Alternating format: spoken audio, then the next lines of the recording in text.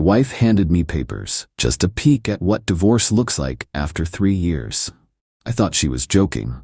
I said, "Interesting reading material." Then I pulled out my divorce papers I'd filed 2 weeks earlier, when she realized I'd beaten her to it. I, 36 male, work as a senior HVAC technician.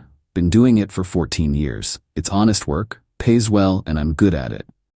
My wife was a marketing coordinator at a mid-size firm. We've been married 3 years, together for 5.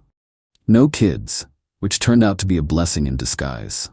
Last Thursday evening, I came home from a 12-hour shift.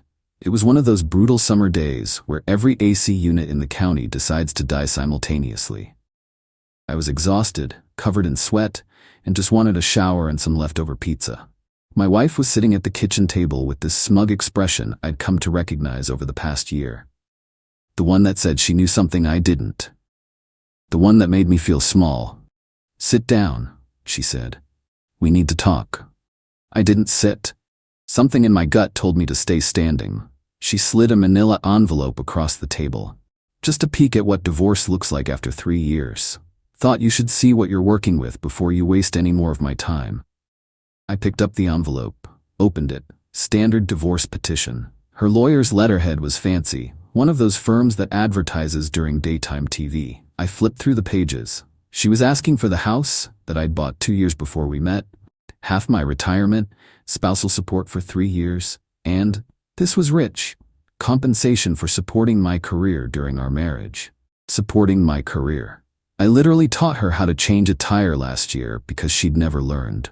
I looked at her face. That smug expression, that certainty that she'd blindsided me. "Interesting reading material," I said. Then I walked to the hall closet, reached behind the winter coats, and pulled out my own manila envelope. The one I'd been carrying around for 2 weeks, waiting for the right moment. I tossed it on the table next to hers. "Funny thing about that," I said. "I filed mine on the 3rd. You're about 14 days late." The smugness melted off her face like ice cream on hot pavement. She grabbed my envelope, tore it open, and her eyes went wide when she saw the court stamp. The filing date. The case number that proved mine was already in the system. "You, what? How did you?" "No," I finished for her. "Sweetheart, you've been checked out of this marriage for over a year. You think I didn't notice? The late nights that didn't add up? The work trips that never appeared on our shared calendar? The way you flinch when I try to touch you?" She was still staring at the papers. You can't just..." "I can. I did. And unlike your paperwork, mine is based on actual facts." I pointed to a section. "See that part? That's the forensic accountant's preliminary findings on the $34,000 you've moved to your personal account over the past 18 months. The one you opened without telling me." Her face went white. "Oh, and the part about the house? It's in a trust. Has been since before we got married. My lawyer says you're entitled to exactly nothing from it." She started crying. Not sad crying, angry crying. The kind where someone realizes their perfect plan just imploded. "You had no right to go through my finances. Actually, when you're married and filing taxes jointly, I have every right. And when you're funneling money out of our household accounts into a hidden personal account, that's called dissipation of marital assets. My lawyer is very interested in discussing that with the judge." I grabbed my keys. "I'm staying at my buddy's place tonight. My lawyer will be in touch about the formal separation of assets. Oh, and your papers?" I picked up her envelope and dropped it in the trash. "These are worthless now. First to file sets the jurisdiction. That's me." I left her sitting there, mouth opening and closing like a fish, her perfect ambush in ruins. Update 1, 4 days later. Okay, so this blew up and people want to know what happened next. Buckle up because it gets worse before it gets better. First, some context people asked about. How did I know to file first? About 3 months ago, I noticed small things. She started being extra nice, which sounds weird to complain about, but after a year of being treated like furniture, sudden enough felt wrong. She also started asking specific questions about my retirement account, my pension, the house paperwork, questions she'd never cared about before. Then my buddy, who works in insurance, mentioned he'd run into her at a consultation for a personal policy. She was asking about what happens to beneficiaries after divorce. He thought I knew. I didn't. I hired a lawyer quietly, paid cash so it wouldn't show up on any statements she could see. He suggested the forensic accountant, which is how we found the hidden account and the systematic transfers. $1,500 to $2,000 every month, labeled as personal expenses, on our main account, then moved to her secret one. She wasn't just planning to leave me. She was planning to clean me out first. So yeah, I filed, and I waited. Now back to the present chaos. The morning after our kitchen showdown, I got a call from her mother. Now, her mom has always been, let's say, involved. She's the type who believes her daughter can do no wrong and anyone who disagrees is attacking the family. "What did you do to my daughter?" she screamed into the phone. She called me crying all night. "You're trying to destroy her." "Ma'am, your daughter has been stealing from our marriage for 18 months and tried to serve me divorce papers demanding half of everything I own. I simply filed first. That's her money too. She's entitled to. She's entitled to what the court decides she's entitled to, which, given the hidden account and the dissipation of assets, won't be much. Have a nice day." I hung up. She called back 6 times. I let it go to voicemail. By Monday, my wife had hired a new attorney. Apparently her daytime TV lawyer took one look at my filing and noped out. The new guy was more aggressive. He sent a letter demanding I vacate the house immediately because my presence was causing my wife emotional distress. My lawyer responded with documentation showing the house was in a trust established before the marriage and that she had no legal claim to it. He also noted that if anyone should vacate, it should be her, since she was the one who initiated divorce proceedings. Her filing, though second, was still on record and was the party accused of financial misconduct. Tuesday afternoon, I stopped by the house to grab some work equipment. She wasn't supposed to be there. She'd told me she was staying with her sister. But there she was, sitting on the couch with her mother, her sister, and some guy I didn't recognize in a suit. "Perfect timing," my wife said, her voice dripping with false sweetness. "This is my new attorney. We were just discussing how to proceed." Her attorney stood up. "Mister, I'm not discussing anything without my lawyer present. You know that. We just want to talk reasonably.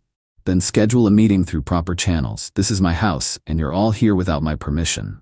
That's trespassing." Her mother stood up, face red. "Trespassing? In your wife's home? It's not her home. It's my home.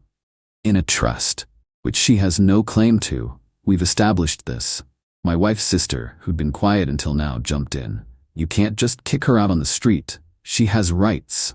She has the right to find her own accommodations, yes, like the apartment she's been secretly funding with the money she's siphoned from our accounts. The one on the east side? 3rd floor, I believe." The room went silent. Yeah, the forensic accountant was very thorough. Turns out that hidden account wasn't just for starting over money. She'd put down a deposit and first month's rent on an apartment 4 months ago. She'd been planning her exit strategy while still sleeping in my bed. My wife's face crumpled. "How do you know about?" "I know about everything. The apartment, the account, the consultations with 3 different divorce attorneys over the past 6 months. The fact that you've been telling your family I'm emotionally abusive to set up a narrative, even though you've never once reported anything or sought help because nothing ever happened." Her attorney looked at her with a new expression, the kind that said he was reconsidering his client. "I'd suggest," I continued, "that everyone leave my property. Now. The next conversation happens through lawyers or in court." They left. Her mother made sure to tell me I'd regret this on her way out. My wife didn't say a word. That night, I changed all the locks, called a locksmith, explained the situation, got everything done by midnight. Cost me $400, but worth every penny. Update 2, 10 days later. Things escalated, because of course they did. First, let me address something people keep asking. Yes, I know I'll probably have to give her something in the divorce. That's how it works. Even with the hidden account and the dissipation, she was my wife for 3 years. We accumulated some assets together. My lawyer has been clear that I should expect to lose some retirement funds, possibly pay some temporary support during proceedings, and split whatever we bought during the marriage. I'm not trying to leave her with nothing. I'm trying to make sure she doesn't leave me with nothing, which was clearly her plan. Now the escalation. 3 days after the house confrontation, I got a call from my HR department. Someone had made an anonymous complaint that I was using company resources to stalk my estranged wife.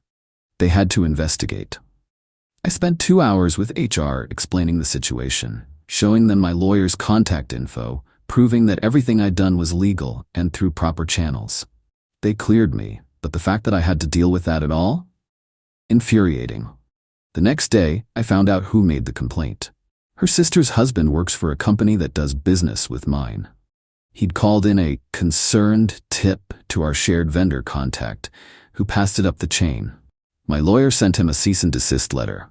He tried to claim it was just looking out for family, but his employer wasn't thrilled about him using business relationships for personal vendettas. Then came the big move.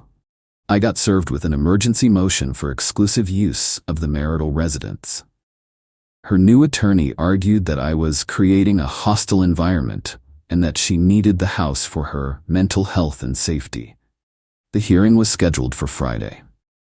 I took the day off work.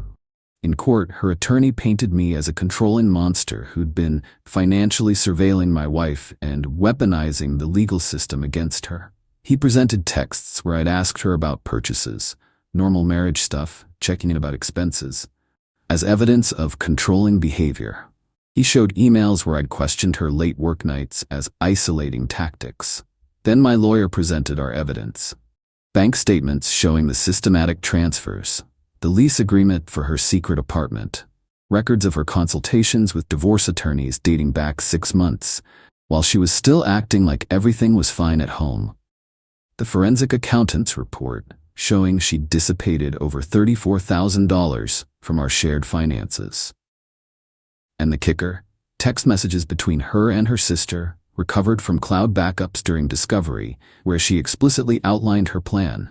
The texts were damning.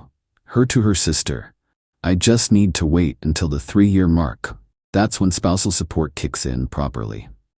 Her sister, "Smart, get everything in order first. Already moving money, he's clueless, too busy working to notice anything." Her sister, "What about the house? My lawyer says since we've been living there during the marriage, I have a claim. Even if it's in a trust, I can argue I contributed to its upkeep."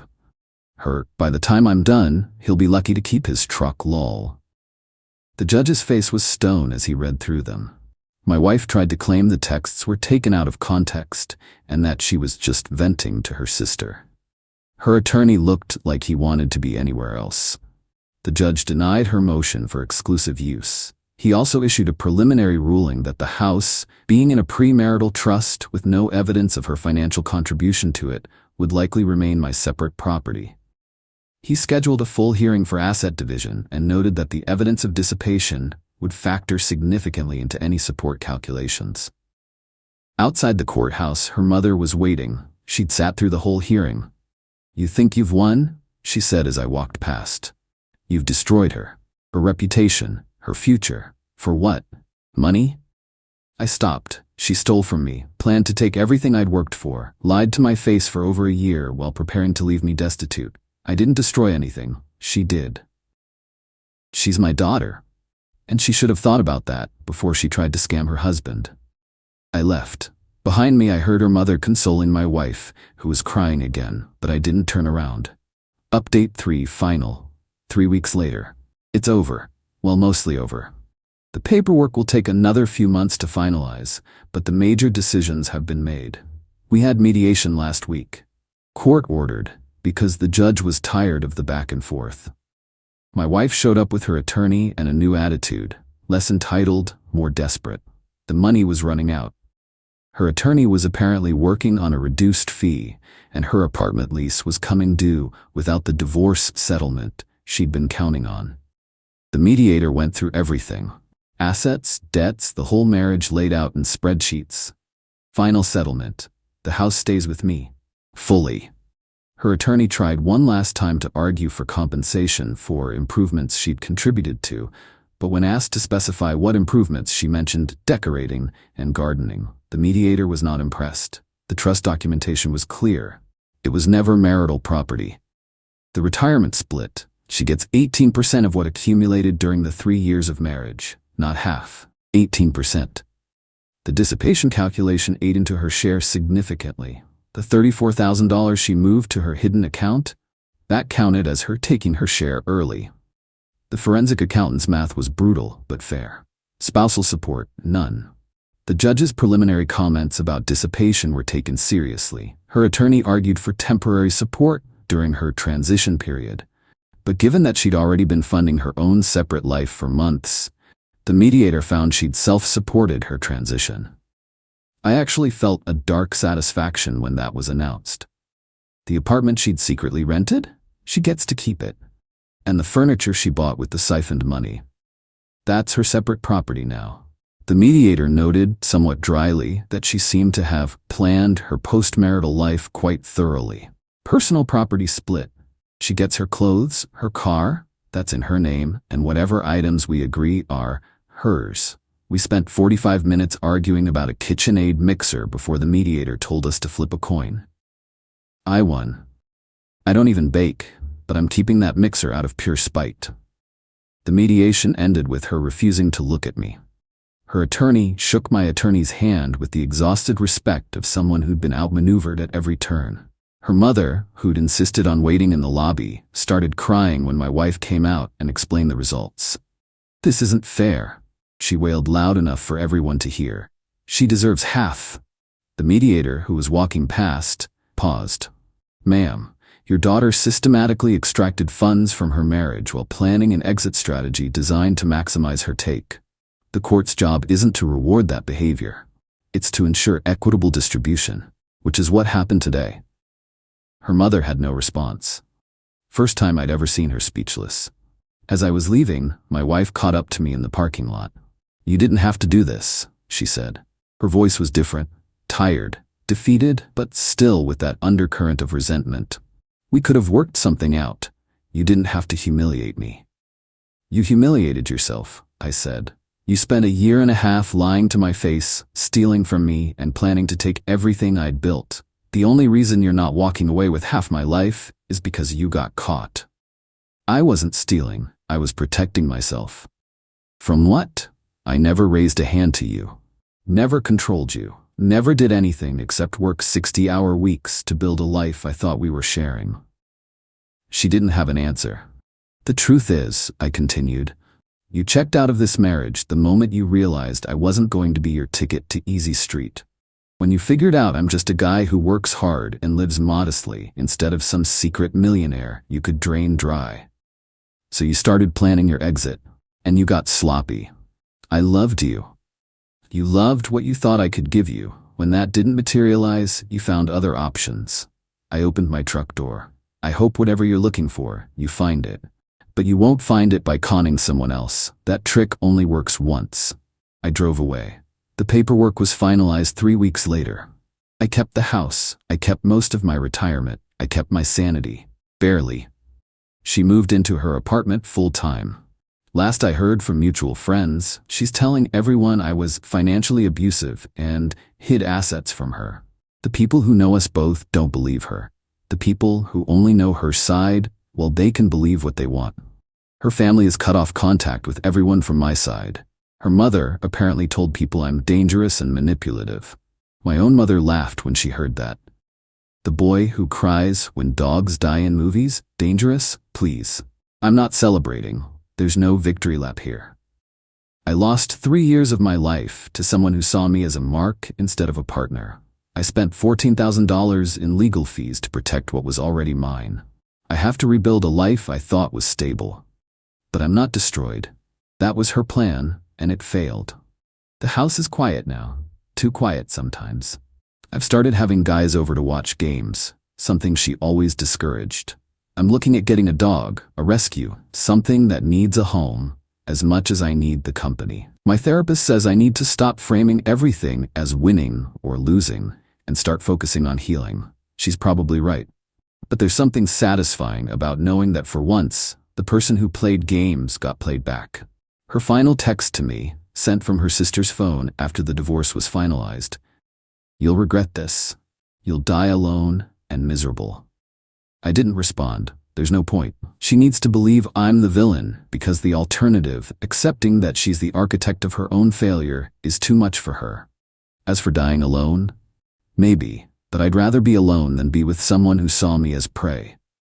The mixer's still in the box. I'm thinking about learning to bake. My mom has this bread recipe she keeps pestering me about trying. Small steps. Peace.